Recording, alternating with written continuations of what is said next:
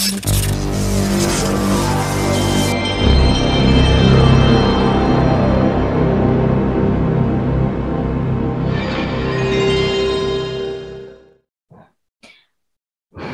Assalamualaikum warahmatullahi wabarakatuh.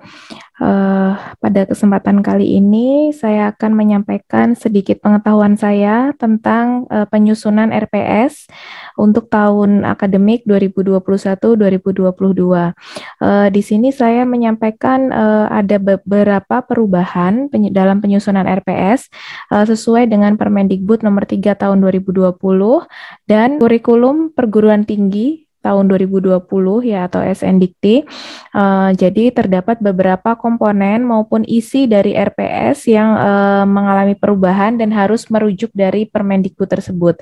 Di sini saya tidak lebih pintar atau tidak lebih bisa untuk menyusun RPS, tetapi saya sudah belajar terlebih dahulu, mempelajari terlebih dahulu pedoman-pedoman dari kementerian yang terbaru, sehingga saya perlu memberikan penyamaan persepsi kepada Bapak Ibu dosen mengenai penyusunan RPS untuk tahun akademik 2021-2022 nanti yang akan kita gunakan. Nah, baik, untuk ini ada 3 poin yang akan saya sampaikan, yaitu yang pertama alur perencanaan pembelajaran, kemudian komponen RPS, dan yang terakhir adalah isi RPS itu sendiri. Sebenarnya komponen RPS dan isi RPS ini hampir sama, tetapi isi di materi isi RPS ini mengupas tentang komponen RPS. Gitu. Oke, di sini ada alur perencanaan pembelajaran yang bisa Bapak Ibu lihat di KPT tahun 2020 atau kurikulum perguruan tinggi tahun 2020. Di situ ada, ya ini saya ambil dari situ, di mana alur perencanaan pembelajaran itu sangat diperlukan bagi Bapak Ibu dosen. Untuk apa? Untuk mengetahui kekurangan apa sih selama pembelajaran yang kita laksanakan selama 1 semester ataupun selama setengah semester. Jadi di sini Bapak Ibu semua sudah tahu alur dari proses perencanaan pembelajaran itu. Yang pertama dari kurikulum. Di dalam kurikulum itu ada CPL Prodi, di mana CPL Prodi nanti yang akan dibebankan ke setiap mata kuliah yang diampu oleh Bapak Ibu dosen. Nah, dari CPL Prodi kemudian dijabarkan menjadi CPMK, kemudian dari CPMK nanti akan menjadi sub CPMK, di mana sub CPMK ini adalah kemampuan akhir yang diharapkan, ya kemampuan akhir mahasiswa yang diharapkan setelah mempelajari materi-materi yang disampaikan oleh Bapak Ibu dosen. Kemudian setelah kita menyusun CPMK dan sub CPMK, baru kita membuat analisis pembelajaran, dan yang terakhir adalah melakukan penilaiannya. Jadi di situ ada indikator dan kriteria penilaian. Kemudian setelah dari sini kita mengembangkan instrumen, kemudian kita mengembangkan bentuk dan metode pembelajaran yang akan digunakan, yaitu dengan menyusun RPS-nya. Setelah itu kita mengembangkan dan menyusun materi pembelajaran dan media apa yang akan digunakan. Nah, setelah di sini akan terbentuk lingkungan belajar, ya, lingkungan belajar antara dosen, mahasiswa, dan sumber belajar.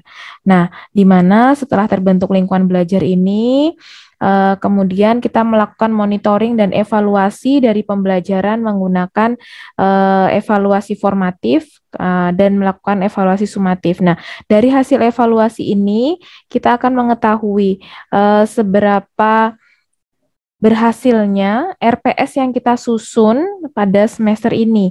Jika keberhasilan dari evaluasi formatif maupun evaluasi sumatif tersebut masih kurang memuaskan, maka kita perlu melakukan perbaikan pada RPS yang telah kita susun. Jadi tidak selamanya RPS yang kita gunakan itu bisa kita gunakan seumur hidup begitu. Jadi seperti itu alur perencanaan pembelajaran sekilas yang dimana Bapak Ibu dosen sekalian sudah sangat memahami alur tersebut. Jadi langsung saya next Di sini ada komponen RPS, ada 9 komponen sesuai dengan Permendikbud nomor 3 tahun 2020 dan Pedoman Kurikulum Perguruan Tinggi tahun 2020 atau biasa disebut KPT. Nah, RPS paling sedikit memuat 9 komponen, di mana di dalam 9 komponen ini terdapat sub-sub komponen lagi. Nah, untuk komponen pertama, itu secara keseluruhan mengenai identitas RPS. Kemudian komponen yang kedua itu capaian pembelajaran lulusan, ya, CPL Prodi. Kemudian yang nomor 3 itu sub CPMK. Kemudian yang nomor 4 adalah bahan kajian yang terkait dengan kemampuan yang akan dicapai. Jadi biasanya materi yang kita gunakan selama 1 semester. Kemudian yang kelima yaitu metode pembelajaran. Nah, di metode pembelajaran ini nanti ada bentuk pembelajarannya juga. Jadi kita akan menggunakan metode apa? Tentunya metode-metode pembelajaran yang akan kita gunakan tidak lepas dari Permendikbud nomor 3 tahun 2020. Di situ juga sudah ada metode apa saja sih yang digunakan dalam pembelajaran. Kemudian waktu untuk mencapai kemampuan. Jadi ini estimasi ya, satu SKS ini berapa menit. Nah, itu juga sesuai dengan ketentuan Permendikbud nomor 3 tahun 2020. Kemudian nomor 7, ini pengalaman belajar mahasiswa yang diwujudkan dalam deskripsi tugas yang dikerjakan mahasiswa, ya ini sama dengan komponen RPS yang ada di semester lalu. Kemudian yang kedelapan adalah kriteria, indikator, dan bobot penilaian. Dan yang terakhir adalah daftar referensi yang digunakan. Nah, jadi 9 komponen ini harus ada di dalam RPS Bapak Ibu dosen semuanya. Karena di Permendikbud disebutkan bahwa RPS paling sedikit memuat 9 komponen ini. Jadi boleh ditambahkan lagi jika memang itu diperlukan, tetapi jika sudah tidak ada tambahan, tidak boleh dikurangi dari 9 komponen ini. Begitu. Kemudian di sini saya akan bahas isi RPS. Isi RPS ini berkaitan dari komponen yang 9 tadi, yang sebelumnya saya sebutkan tadi. Jadi ini saya bahas dulu komponen pertama, di sini komponen 01 ya. Di sini ada 5 subkomponen atau yang di identitas itu harus ada nama program studi sesuai MK yang diampu. Jadi misal saya dosen teknik elektro, tetapi saya mengampu mata kuliah di teknik informatika. Maka untuk MK dari informatika yang ditulis adalah nama program studi teknik informatika, bukan nama program studi home base kita. Kemudian nama mata kuliah dan kode mata kuliah. Nah, nama mata kuliah dan kode mata kuliah ini sesuai yang ada di jadwal yang sudah di-share ke Bapak Ibu semua. Kemudian semester mata kuliah sesuai di jadwal. Jadi semester berapa sih mata kuliah tersebut? Itu sudah ada di jadwal juga. Kemudian SKS mata kuliah sesuai di jadwal juga. Kemudian nama Bapak Ibu sebagai dosen pengampu mata kuliah. Nah, untuk di RPS kita nanti tidak hanya nama dosen pengampu mata kuliah, tetapi juga ada pengesahan dari dekan fakultas masing-masing, fakultas dari program studi yang kita ampu pada semester ini. Kemudian untuk komponen 2 dan komponen 3, ya, komponen 2 dan komponen 3 ini CPL Prodi. Nah, CPL Prodi ini Bapak Ibu mulai semester ini tidak perlu pusing untuk membuat CPL Prodi karena nanti dari WD1 akan diberikan CPL Prodi dari masing-masing mata kuliah. Jadi nanti diberikan bentuknya tabel. Silahkan Bapak Ibu pilih mata kuliah apa yang akan Bapak Ibu ampu. Kemudian di situ ya CPL Prodi ada 4, ada sikap, kemudian keterampilan umum, kemudian keterampilan khusus, dan pengetahuan. Jadi nanti masing-masing komponen dari CPL ini, di sikap ini nanti di mata kuliah Bapak Ibu itu dibebankan CPL sikap nomor keberapa, nanti dituliskan tinggal di copy paste saja ke kolom CPL Prodi, begitu. Kemudian setelah tahu CPL Prodi yang dibebankan pada mata kuliah Bapak Ibu, maka diturunkan menjadi CPMK, capaian pembelajaran mata kuliah. Jadi dari CPL Prodi kemudian diturunkan ke CPMK, capaian pembelajaran mata kuliah. Nanti saya berikan contohnya. Kemudian komponen yang ketiga itu adalah sub CPMK, di mana ini Bapak Ibu sudah menyusun ya semester kemarin, atau kalau di template RPS semester kemarin itu di tabel itu namanya kemampuan akhir ya, kemampuan akhir mahasiswa. Jadi setelah mempelajari misal materi A, mahasiswa ini mampu. Nah, mampu apa? Nah, itu yang disebut sub CPMK. Di mana biasanya sub CPMK ini eh, per pertemuan itu langsung selesai, atau satu materi itu selesai dalam satu pertemuan, berarti sub CPMK-nya satu pertemuan satu. Tetapi ada sub CPMK itu yang selesai dicapai setelah dua pertemuan begitu. Jadi tidak harus sub CPMK itu eh, setiap pertemuan selalu berbeda, tidak ya. Jadi ada beberapa yang sub CPMK-nya ini masih sama karena satu materi itu tidak selesai dibahas dalam satu pertemuan begitu.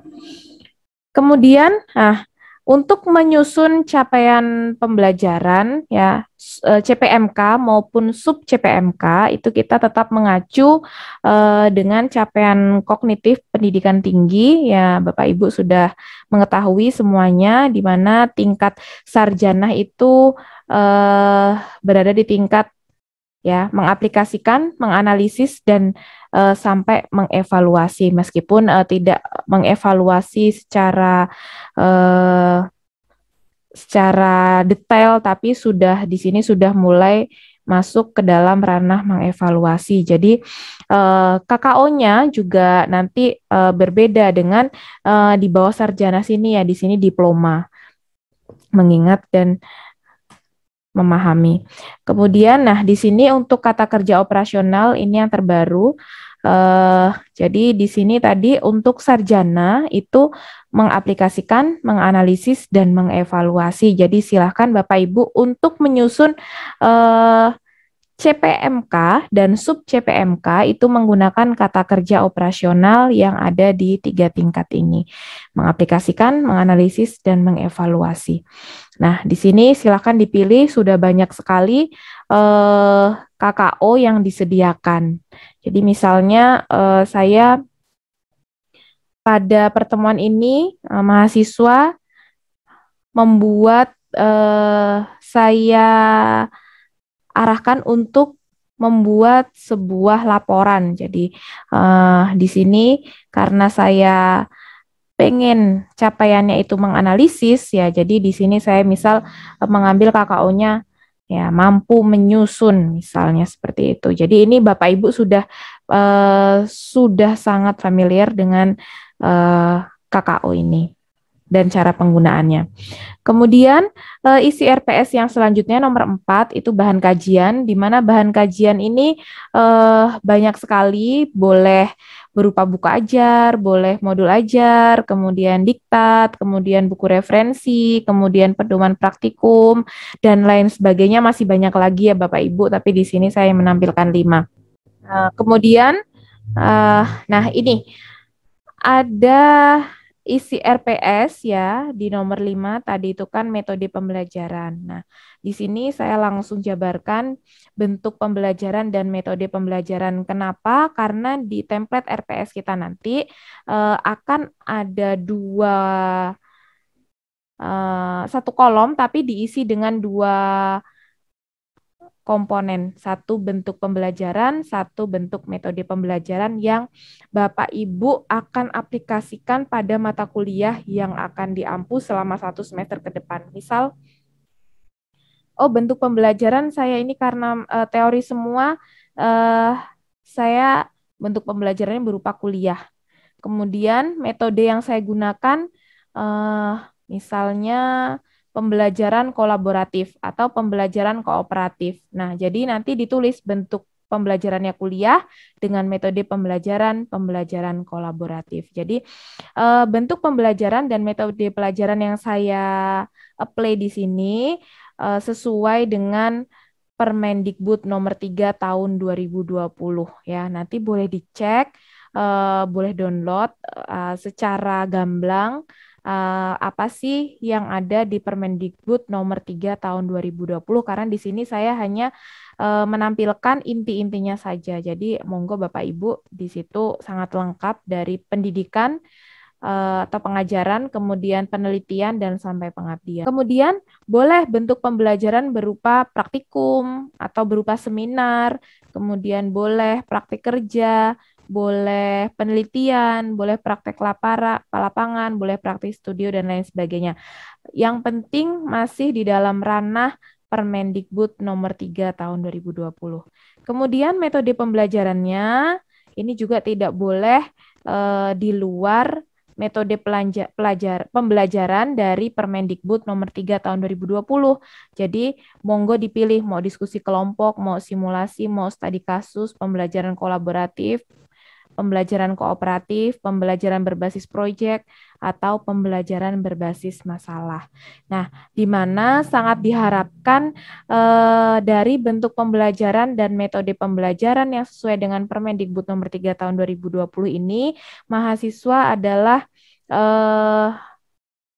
berperan penting dalam perkuliahan. Jadi yang aktif adalah mahasiswa. Jadi kita hanya sebagai fasilitator atau sebagai coachingnya saja.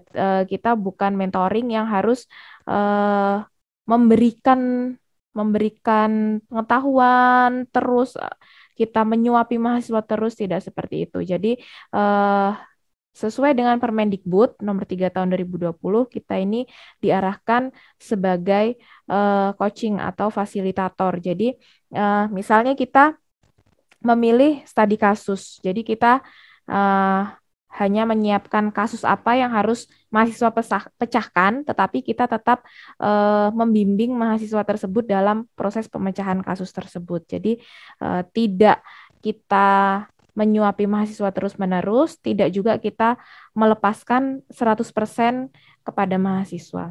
Gitu. Jadi ini yang perlu ditekankan Bapak Ibu untuk pembelajaran di semester ganjil. Kemudian ini yang nomor 6, komponen nomor 6 mengenai waktu atau estimasi waktu ya. Ini mengenai pengertian 1 SKS ya. Di sini pengertian 1 SKS dalam kurung SN Dikti 2020. 170 menit per minggu selama 1 semester minimal 16 minggu. Semua kegiatan dihitung per minggu per semester. Jadi ini tidak hanya di SN Dikti tetapi di Permendikbud nomor 3 tahun 2020 juga ada. Ya, juga disebutkan di situ, tapi dijabarkan lagi di SN Dikti tahun 2020. Nah, di mana ketika kita mengambil bentuk bentuk pembelajarannya adalah perkuliahan, ya. Jadi di sini dibagi menjadi 3 bentuk kegiatan dari mahasiswa. Jadi misal 1 SKS ini ya, kegiatan tatap muka 50 menit. Kemudian kegiatan tugas terstruktur 60 menit. Kemudian kegiatan mandiri 60 menit. Nah, Bapak Ibu, di sini antara tugas terstruktur dan kegiatan mandiri ini bukan berarti tugas terstruktur ini dilakukan secara berkelompok, kemudian kegiatan mandiri ini adalah tugas mandiri individu, tidak seperti itu. Jadi nanti bisa diartikan seperti ini Bapak Ibu, untuk kegiatan mandiri ini bisa dilakukan menjadi kegiatan pra-tatap muka. Jadi sebelum tatap muka, mahasiswa sudah belajar mengenai materi pertemuan yang akan datang. Misal minggu depan. Kemudian ada kegiatan tatap muka selama 50 menit ya di kelas misalnya, kelas luring maupun daring.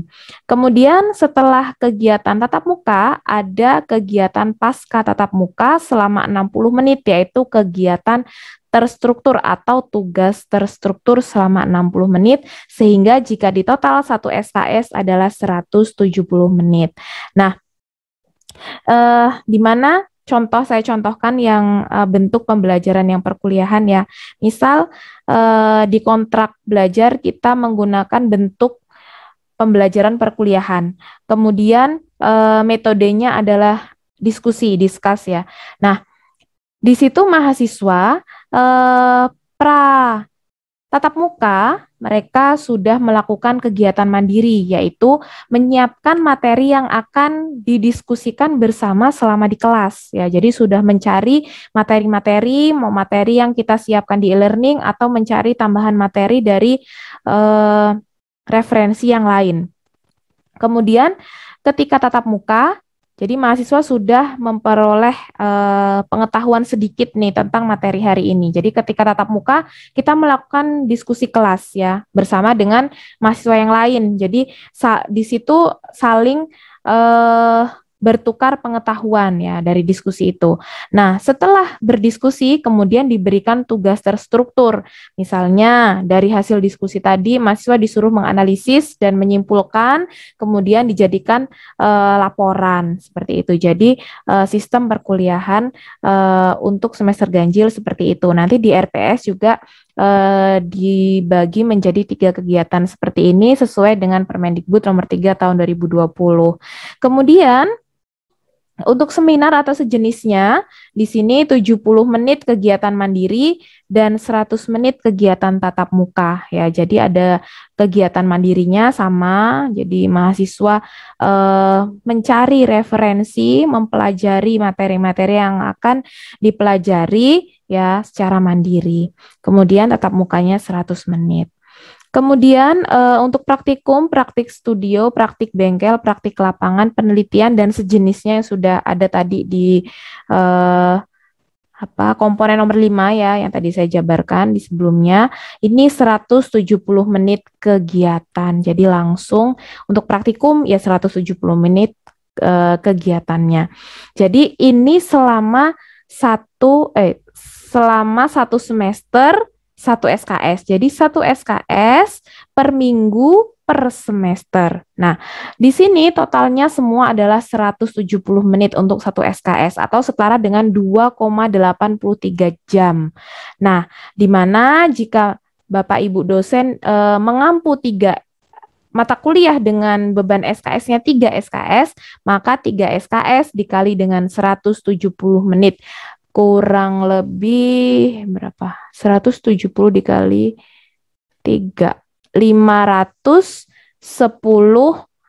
menit ya. Jadi Bapak Ibu selama 510 menit per minggu ya selama 1 minggu, meskipun tatap muka hanya 50 kali 3, 150, tapi Bapak Ibu masih harus membimbing mahasiswa untuk kegiatan mandiri dan kegiatan terstruktur. Jadi kalau misalnya mahasiswa meskipun hari ini belum mata kuliah kita, tapi mahasiswa ada yang WA untuk bimbingan, ya monggo diterima karena memang semakin besar SKS yang kita ampu, waktu untuk membimbing mahasiswa juga semakin panjang. 1 minggunya itu 510 menit itu luar biasa.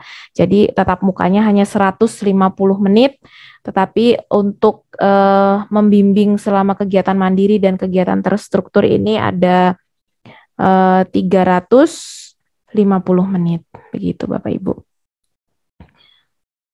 Kemudian isi RPS yang selanjutnya itu ada nomor 7, 8, dan 9, itu nomor 7 pengalaman belajar. Di sini tidak saya uraikan panjang lebar karena ini sudah semester kemarin juga ada isi RPS kita pengalaman belajar.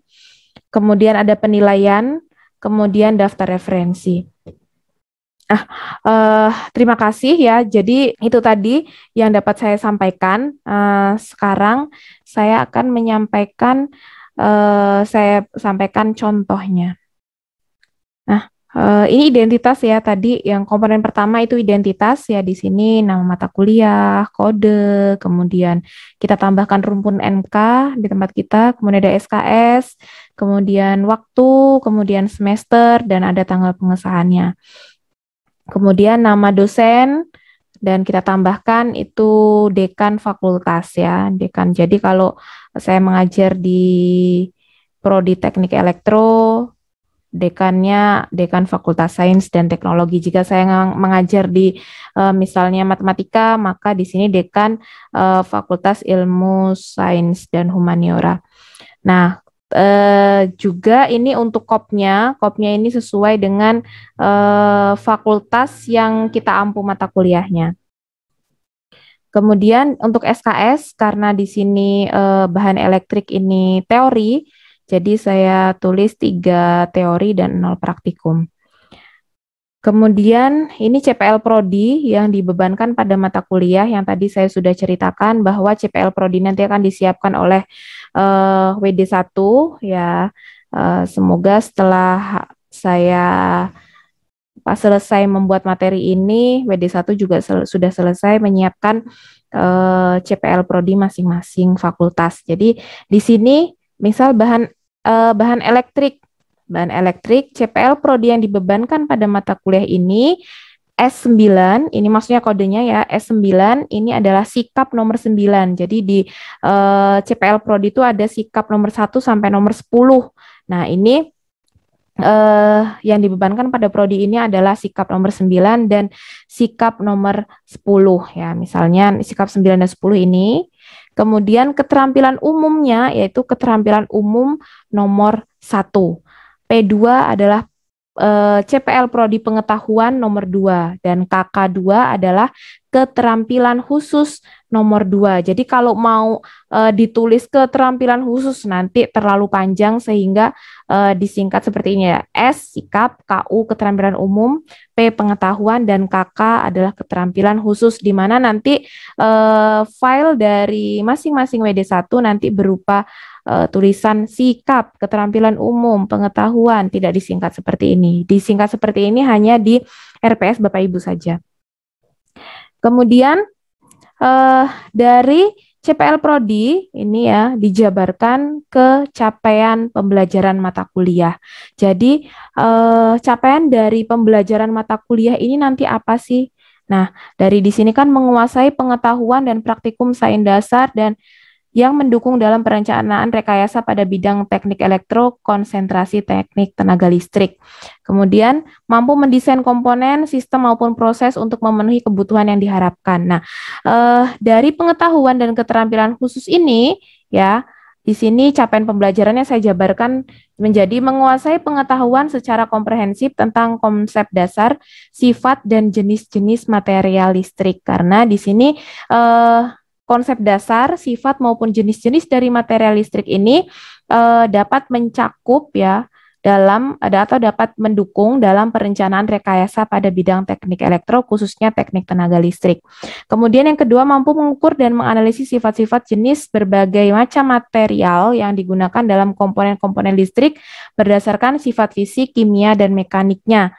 Nah, di sini ini CPMK yang saya jabarkan dari mampu mendesain komponen sistem maupun proses untuk memenuhi kebutuhan yang diharapkan. Kemudian mampu mengkategorikan sifat dan jenis material yang digunakan dalam kelistrikan berdasarkan sifat fisik, kimia, dan mekanik.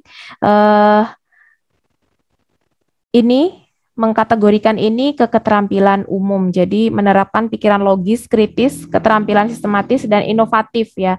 Jadi inovasi dalam mengkategorikan ya sifat maupun jenis material yang digunakan dalam kelistrikan.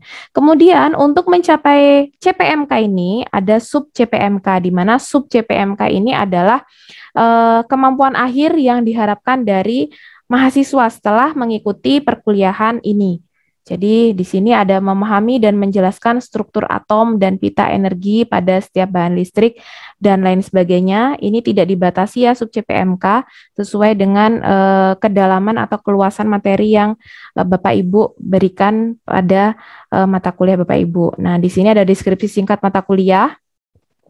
Kemudian materi pembelajaran atau pokoknya ini dari nomor 1 sampai nomor 9. Kemudian ini ada referensi ya, atau pustaka, ada utama, kemudian ada pendukung. Kemudian media pembelajarannya ini perangkat lunaknya ini Smart Uno Lampung, dan ada perangkat kerasnya. Kemudian karena saya belum ngecek mata kuliah ini prasyaratnya apa, jadi masih saya strip. Kemudian ini unsur aspek-aspek penilaian. Kemudian, nah ini tabel. Ini tabelnya tidak sebenarnya tidak ada perubahan dari semester sebelumnya, tapi hanya dalam proses pengisiannya saja.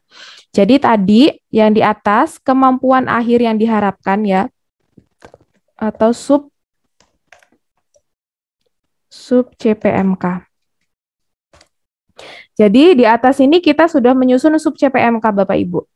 Kita sudah menyusun sub CPMK, tinggal kita plotkan ke dalam tabel. Misal sub CPMK pertama, ini selesai satu pertemuan ya. Maka pada pertemuan berikutnya berarti sub CPMK selanjutnya ya. Kemudian, nah di sini ada metode pembelajaran. Nah, metode pembelajaran ini yang sudah saya sebutkan tadi ada dua macam, satu bentuk, satu metode. Nah, di sini saya memilih bentuknya kuliah dan metodenya diskusi kelompok. Ya, jadi Bapak Ibu ketika menyusun RPS silahkan dipilih bentuk dan metode pembelajaran yang sesuai dengan mata kuliah yang Bapak Ibu ampu. Kemudian di sini ada kegiatan ya. Kegiatan tadi sudah saya jelaskan. TM ini tatap muka. Kemudian ini seharusnya TT ya. Tugas terstruktur dan BM ini adalah belajar mandiri ya. Dimana karena saya ini mengampu mata kuliah dengan beban 3 SKS sehingga tatap muka 3 dikali 50 menit. Tugas terstruktur 3 dikali 60 menit, belajar mandiri ini 3 dikali 60 menit. Jadi Bapak Ibu ketika menyusun RPS tidak seperti semester kemarin langsung, 3 SKS, langsung 3 SKS itu setara 50 menit, berarti 3 kali 50 langsung 150 menit, tidak seperti itu. Karena proses pembelajaran kita sudah ada di Permendikbud nomor 3 tahun 2020, untuk kuliah itu ada 3 tahap, tatap muka, kemudian tugas terstruktur, dan belajar mandiri. Kemudian di sini pengalaman belajar. Ya, ini komponen 7 kalau tidak salah ya. Komponen 7, komponen RPS yang nomor 7 maksudnya. Nah, pengalaman belajar ini dijabarkan Pak, Bu. Dijabarkan, tadi kan kita ada belajar mandiri, prakelas yang sudah saya ceritakan tadi. Prakelas, nah ketika prakelas, mahasiswa nih disuruh ngapain sih tugasnya? Nah, dari tugas itu pengalaman apa sih yang diperoleh dari mahasiswa tersebut? Jadi prakelas, mempelajari bahan ajar yang ada di e-learning. Kemudian mempersiapkan bahan presentasi untuk kelompok 1, karena di sini saya pada pertemuan 2 ini langsung diskusi, yang didiskusikan adalah materi untuk kelompok 1. Jadi mereka sudah mempelajari ini. Kemudian pada saat kelas yaitu diskusi kelompok. Kemudian pasca kelas itu tugasnya adalah dari hasil diskusi ini dirangkum, kemudian dibuat laporan sehingga pasca kelas mereka membuat rangkuman, kemudian mengupload tugas ke e-learning, ya begitu. Nah, untuk kriteria penilaiannya ini ada 3 macam ya, yaitu ketepatan dalam memahami dan menjelaskan tentang konsep dasar struktur atom dan pita energi, kemudian keaktifan dalam berdiskusi kelompok, dan yang ketiga adalah kualitas konten dan tulisan makalah. Jadi untuk indikator penilaiannya, karena di sini ada 3 kegiatan, maka ada 3 kriteria indikator yang saya berikan. Yang pertama, karena mereka mempelajari, maka tepat nggak sih dalam memahami bahan ajar atau materi yang ada di e-learning. Nah, kemudian saat di kelas itu diskusi kelompok. Nah, yang dinilai adalah aktif. Aktif dalam bertanya, aktif dalam menjawab, kemudian termasuk ketepatan ini bisa dinilai saat diskusi kelompok. Tepat tidak sih dalam memahami materi itu. Kemudian yang ketiga, ini karena pasca kelas ini ada tugas terstrukturnya yaitu membuat rangkuman hasil diskusi, kemudian diupload, dibuat makalah ya, diupload ke e-learning, maka yang dinilai ada kualitas konten dan tulisan makalah. Nah, di situ di setiap kriteria penilaian ini ya Bapak Ibu, ini seharusnya ada rubrik penilaiannya, di mana tidak hanya ketepatan, ketepatan, tepat, di checklist gitu, tidak ya. Jadi ketepatan ini apa saja, kemudian keaktifan diskusi ini apa saja. Oh, ketepatan dalam menjawab, kemudian dalam menggunakan bahasa, kemudian kualitas konten dan tulisan makalah itu tulisannya sudah rapi belum, sudah sesuai dengan bahasa yang baku atau belum, seperti itu. Jadi ada penjabarannya lagi seharusnya di rubrik penilaian. Kemudian ada bobot nilai ya, persentasenya ini 3%. Nah, di sini sama, pertemuan 8 adalah PTS, kemudian pertemuan 16 adalah PAS. Nah, untuk Bapak Ibu di sini ya, Bapak Ibu. Nah, ketika setelah PTS, ini kan kita sudah mengantongi beberapa nilai dari mahasiswa. Nah, setelah PTS kita sudah mengantongi beberapa nilai dari mahasiswa, yang seharusnya kita bisa mengevaluasi secara formatif dari hasil mahasiswa selama 7 pertemuan. Metode dan bentuk pembelajaran yang kita pilih ini sudah tepat atau belum. Misalnya, nanti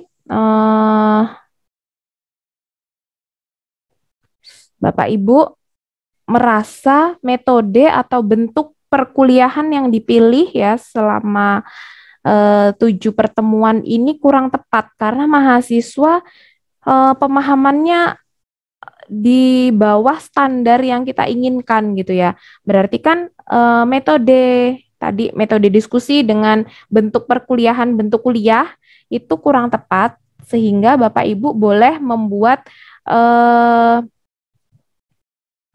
rancangan atau outline RPS ya. Misalnya saya pilih karena diskusi itu kurang pas, jadi saya ambil case based learning gitu ya. Misalnya, selama sampai sebelum PTS ini masih diskusi. Karena kurang pas nih pembelajaran menggunakan diskusi, mahasiswa masih tetap kurang pemahamannya kurang. Jadi sehingga pada pertemuan 9 dan seterusnya saya ubah menggunakan project based learning karena di sini boleh case atau project based learning ya. Project based learning di mana di pertemuan 9 ini saya menyusun outline dengan pemecahan kasus ya. Nah, atau pembelajaran kelompok berbasis project, jadi bisa milih mau case method atau project based learning ya. Jadi ketika pertemuan 9 saya merubah konsep dari bentuk maupun metode pembelajaran. Nah, di sini saya membuat kerja kelompok ya. Jadi mereka kerja kelompok. Saya salah share screen ini sepertinya. Di sini ya, saya menggunakan pembelajaran case based learning. Nah, di sini, mulai pertemuan 9, saya menyusun outline tentang pembelajaran case-based learning, ya. Di sini, draft kasus yang akan dipecahkan dalam peralatan sistem tenaga listrik. Nah, di sini setiap kelompok akan dibagi satu bahan yang digunakan dalam peralatan sistem tenaga listrik. Kemudian, kelompok itu mengumpulkan informasi dari literatur maupun lapangan terkait bahan tersebut. Setelah itu, mahasiswa mengukur sifat-sifat listrik, menghitung dan menentukan error antara hasil pengukuran dan perhitungan manual. Nah, kemudian setiap kelompok mencari kerugian dan solusi untuk mengurangi rugi dari error yang dihasilkan. Jadi nanti setiap kelompok dibagi satu komponen peralatan sistem tenaga listrik, suruh mencari ini masalahnya apa, cara penyelesaiannya seperti apa. Kemudian di sini pertemuan 10 kerja kelompok, yang pertama itu draft yang diperbaiki dan peninjauan alat dan bahan yang akan diukur. Kemudian kelompok mengumpulkan literatur dan studi literatur. Kemudian pertemuan 12 itu kelompok mulai mengukur bahan elektrik yang digunakan dalam sistem tenaga listrik, dan yang pertemuan 13 ini kelompok setelah mengukur tadi hitung errornya antara hasil pengukuran dengan hasil perhitungannya. Kemudian yang pertemuan 14 ini dianalisis hasil proses perhitungan, pengukuran, perhitungan error, dan kendala yang akan berdampak jika bahan tersebut digunakan pada peralatan sistem tenaga listrik. Dan pertemuan 15 adalah diskusi. Mereka mempresentasikan hasil analisisnya, dan pertemuan 16 adalah laporan akhir dari kelompok. Nah, jadi Bapak Ibu, untuk semester ini kita boleh merubah RPS di tengah-tengah pembelajaran. Jadi kalau memang dirasa tidak pas dengan pembelajaran yang akan digunakan setelah separuh semester ya, tentunya setelah dianalisis, maka boleh dilakukan perombakan RPS dengan mengganti metode maupun bentuk pembelajaran yang ada.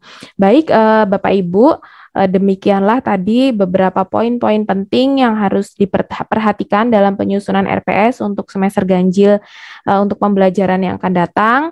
Yang tentunya poin-poin penting tersebut tidak lepas dari Peraturan Menteri Permendikbud nomor 3 tahun 2020 dan KPT tahun 2020. Baik Bapak Ibu, selamat menyusun RPS untuk pembelajaran semester depan. Mohon maaf apabila dari tim akademik baru menyiapkan pada penghujung persiapan Bapak Ibu untuk semester depan. Semoga pengetahuan yang saya share kali ini dapat membantu Bapak Ibu dalam menyusun RPS untuk semester ganjil tersebut. Terima kasih. Saya akhiri. Wallahul muwaffiq ila aqwamit thoriq. Wassalamualaikum warahmatullahi wabarakatuh.